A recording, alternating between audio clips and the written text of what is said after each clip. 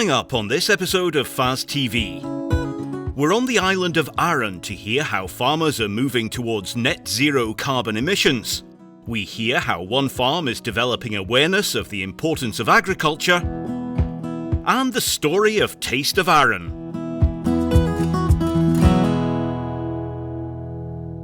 So hi there, my name's Alec Perry. I'm an agricultural consultant working out of the SAC office, and today we're on Arran with the Net Zero Arran Climate Benchmarking Group.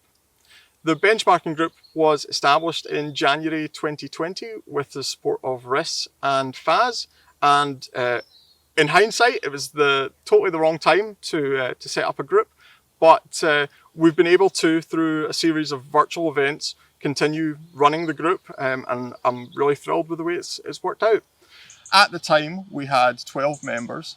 We've since grown the group to 34 members over the period of a year and a half, which has been tremendous. I'm really pleased with that. And we've been able to quantify the carbon footprint of the group. Now, obviously that'll change as the group grows and as their practices change, but right now the group has a carbon footprint of 23.79 kilos of carbon for every kilo of output. And that's essentially how we calculate the benchmark. We take the total emissions of the group and divide it across the output. Arran's fortunate in that we've got a very diverse range of different enterprises, predominantly beef and sheep, but there's also a collection of small farms producing a range of fruit and vegetables, and we do have one dairy on the island as well. So it gives us a bit of a mix to have a play about with and get a good discussion going. Currently, the carbon benchmark for Arran, or for the agricultural sector on Arran, is 23.79 kilos of carbon per kilo of output produced, which is a great result. Really pleased with that. There are a couple of factors as to why it's as low as that. Typically beef and sheep carbon footprints would be slightly higher, but because the island is producing a range of forage crops that they're able to sell, and there's a lot of cereal production on Arran, we can offset emissions further. The group has also looked very carefully at woodland carbon sequestration, which has been a big factor for us. We've calculated that roughly 14% of the group's emissions are sequestrated through woodland management on the island, and that's without looking at something like soil carbon sequestration. So it's really interesting to see how that plays out. In terms of what we learnt from the benchmarking, we have identified 3 areas for improvement within the group. That's predominantly inorganic fertiliser use, purchased feed, and fuel use. And we're going to hear a little bit later on some of the participants of the group talking a bit about some of the limitations they see to farming in less favoured area and on an island. I would suggest that these 3 areas are kind of common areas for farms across Scotland. But what we've been able to do is develop a strategy to look at ways to reduce fuel consumption, fertiliser use, and purchased feed. In terms of the carbon calculator that we're using, what we're able to do with it is to quantify the carbon footprint of an individual business, but also compare that against other businesses throughout Scotland and set it at a sector by sector level so that you know you're comparing like for like. We want to be technically minded when we're talking about carbon, and we're able to look at things like average weight growth, mortality, production in terms of milk produced and kilos sold off the farm. So there's a range of different ways to benchmark and to look at your figures.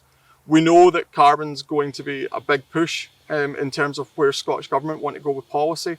And from a pragmatic point of view, whether you're looking at something like the SAGS grant that came out last year, or other schemes that may be in development now, we're confident that having a carbon audit is a good starting point for you in terms of being able to access support moving forward, and also get an idea of what your farm's capable of, but from a completely different perspective to what you might have already looked at.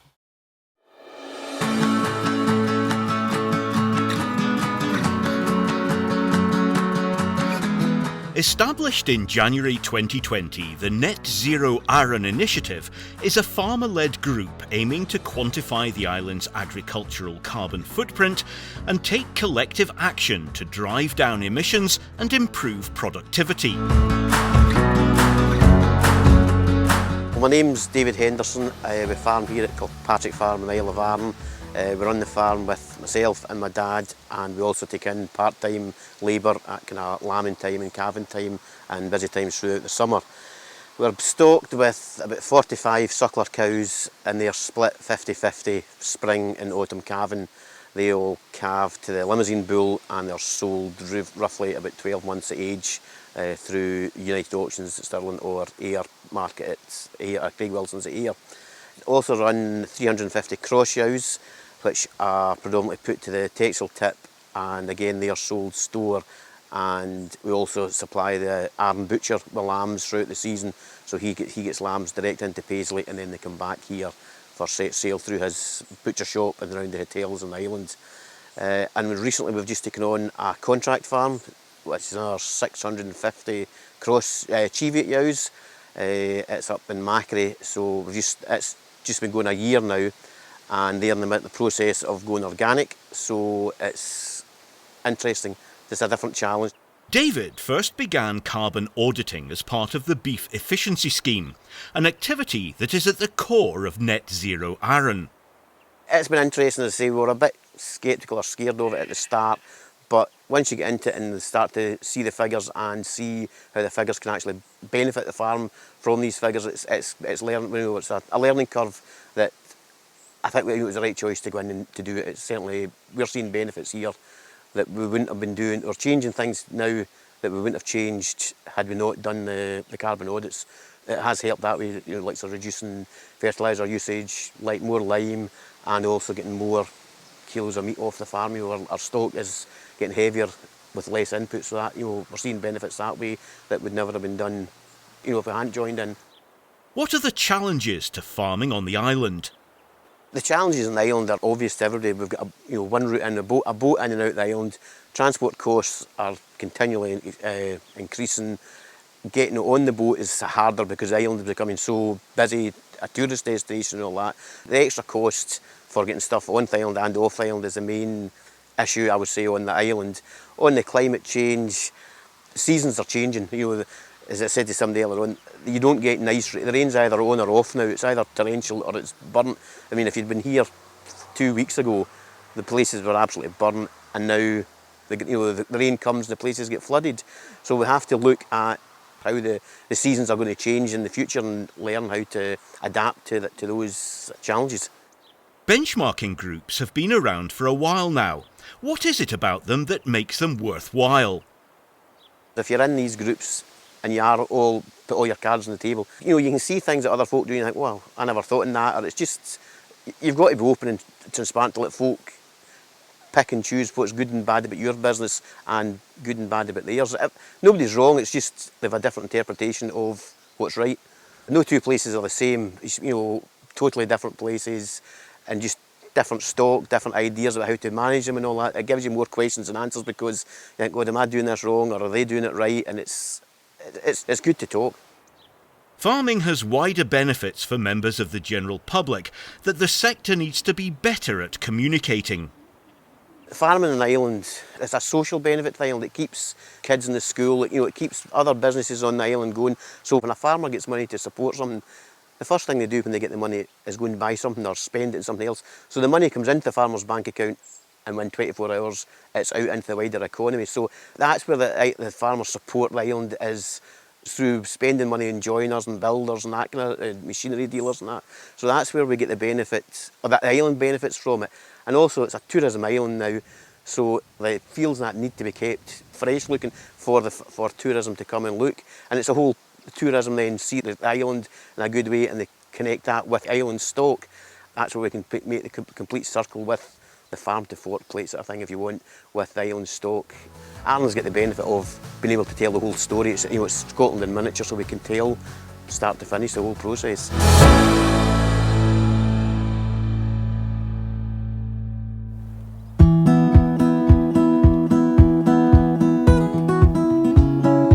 Just down the road from Kilpatrick, Bellevue, also a member of the Climate Change Benchmarking Group, has been working hard to get across the industry's good messages to the general public.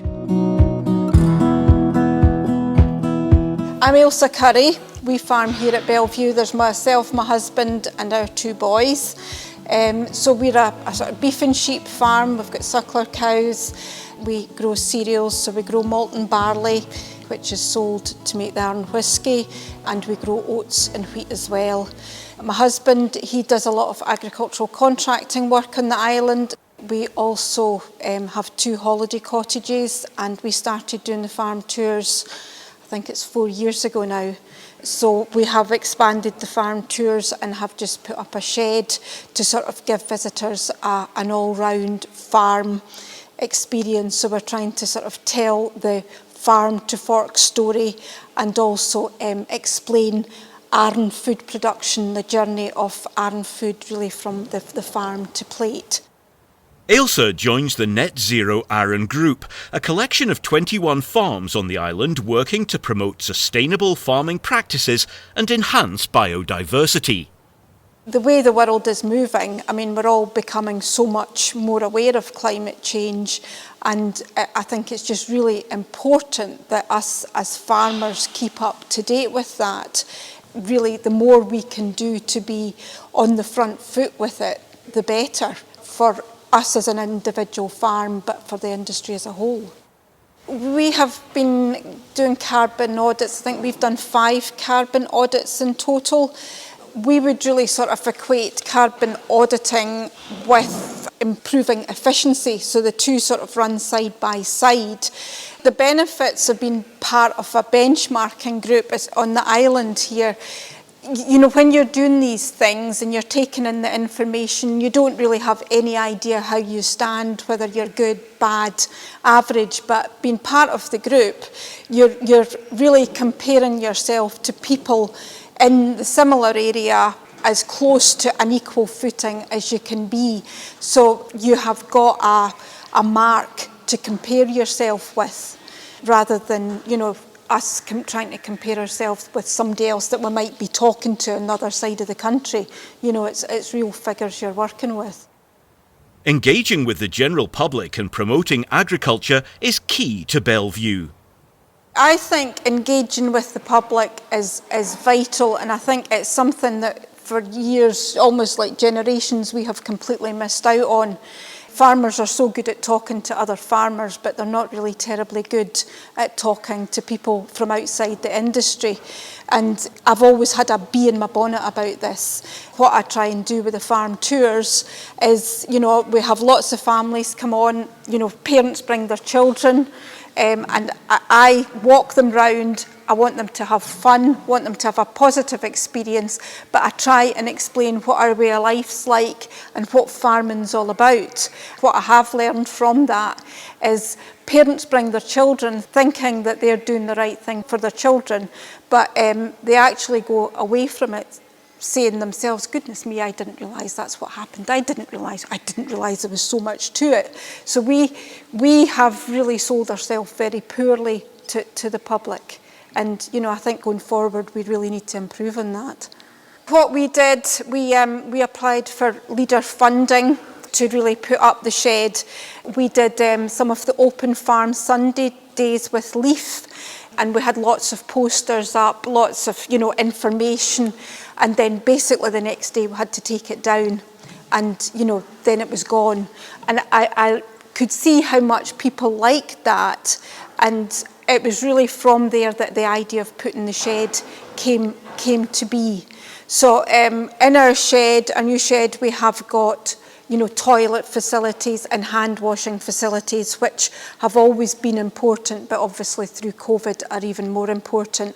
As time goes on, we're trying to have displays from lots of the local businesses on the island to really explain the journey that the food takes to get to the final outlet. So, you know, we're working with Arran Dairies, hopefully the distillery, etc., to explain all these little stories. At the minute, we have a sort of picnic area. We're selling teas and coffees. We sell our own home-reared pork, lamb and goat meat. We do milkshakes, we sell ice cream, that kind of thing. We have a kids area where they can play with the toys, they can have a sand pit, they can draw pictures of the cows. and we have a sort of small livestock area. We've got some pet lambs that are becoming big pet lambs, but people love that. We've got some rabbits and guinea pigs, which seem to take more management than sheep and cattle. We've got our alpacas. For me, these seem like pets, but you know, when you're working with the public, you're just trying to introduce little ideas of learning to feed animals and just basic stocksmanship. But, you know, you're trying to introduce that in a really, really positive, happy level so that when they go away from here, they remember the farm as a happy thing. And, you know, one of the other things is, since lockdown, we have been part of the Go Rural Scotland agri-tourism group, which, you know, throughout the country has really worked so hard to improve the agri-tourism sector. And, you know, we're all working together, you know, sharing ideas to try and boost this sector forward. And that has been an incredibly positive thing for us.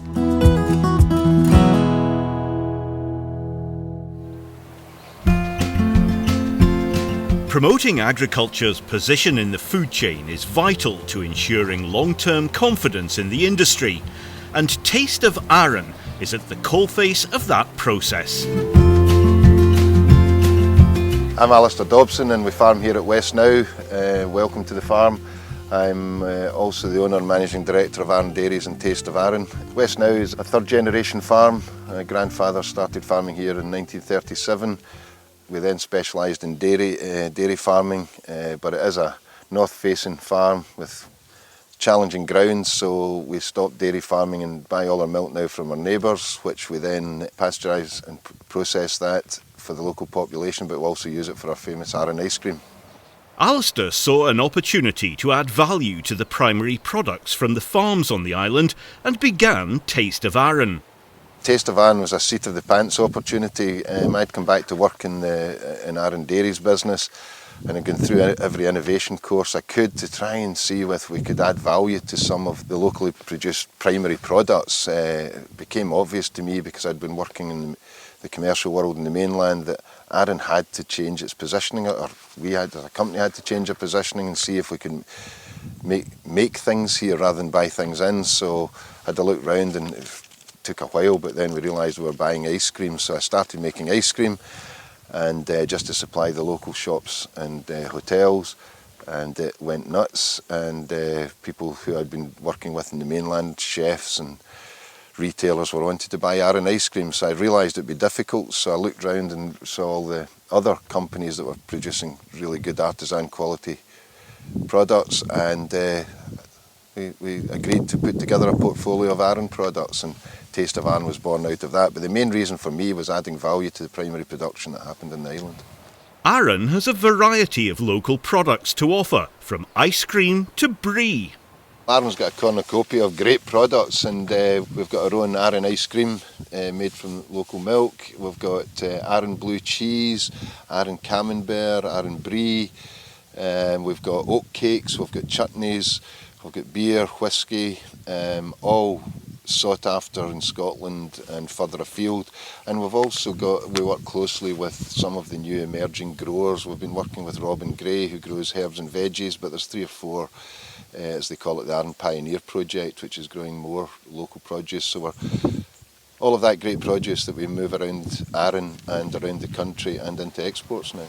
Farming on an island can be challenging, so what challenges do the farmers face?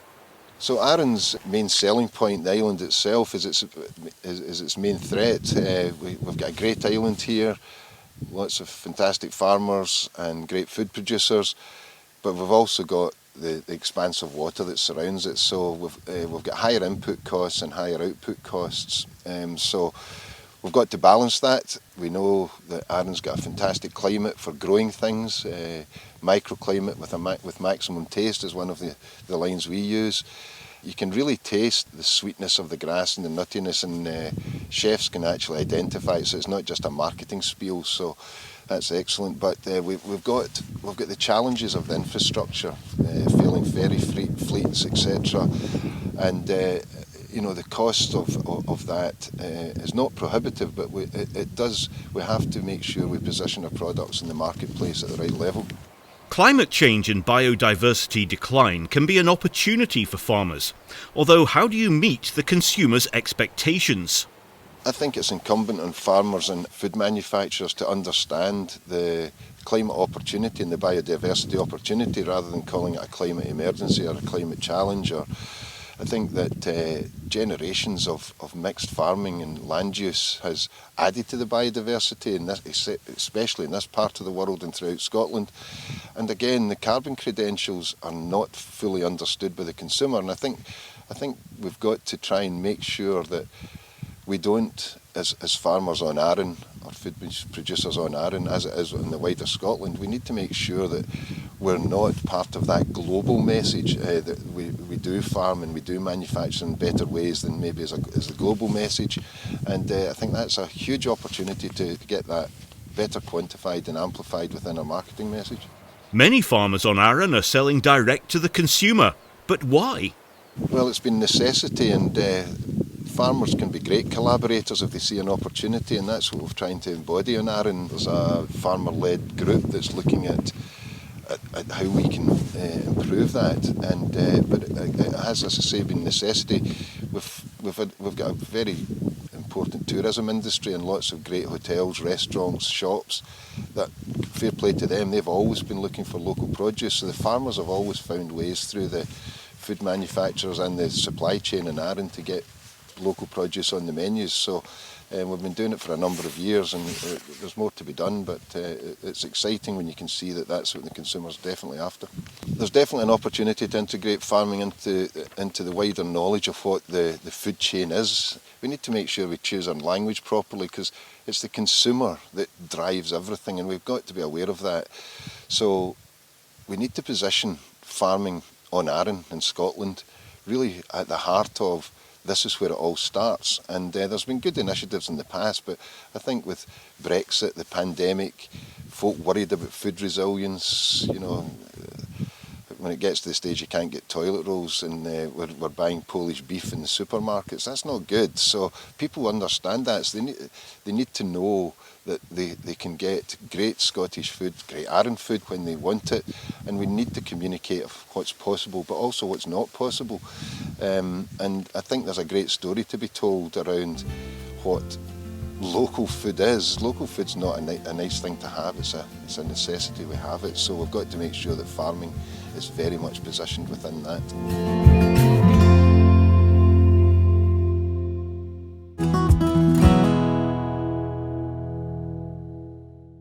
Hello, I'm Raymond and welcome to the Rural Roundup. We've had favourable harvest conditions in many parts of Scotland, with good yields of cereal crops being secured. Remember, for those of you that are planning winter cropping this back end or spring cropping for 2022, that there are no crop diversification requirements for the basic payment scheme again this year. Remember to get your forages analysed and carry out a winter feed budget as soon as possible. Initial reports indicate dry silages with good ME and protein levels. However, many producers are reporting lower stocks going into the winter as a result of the drier summer. Visit the FAS website and find out more about the FAS Companion app to help you carry out feed budgets and much more. If you need assistance with feed budgeting or rationing, contact your industry rep or your consultant. For those of you farming in the hill, you can now carry out muir burn from the 1st of October up until the 15th of April for the standard period. Scottish Suckler Beef Support Scheme claims for eligible animals must be submitted by the 31st of December. If your last calf is now 30 days or more, please submit your claims now. Finally, a reminder for you all to apply for your basic payment loan scheme. Stay tuned for more from FAS TV and the Farm Advisory Service.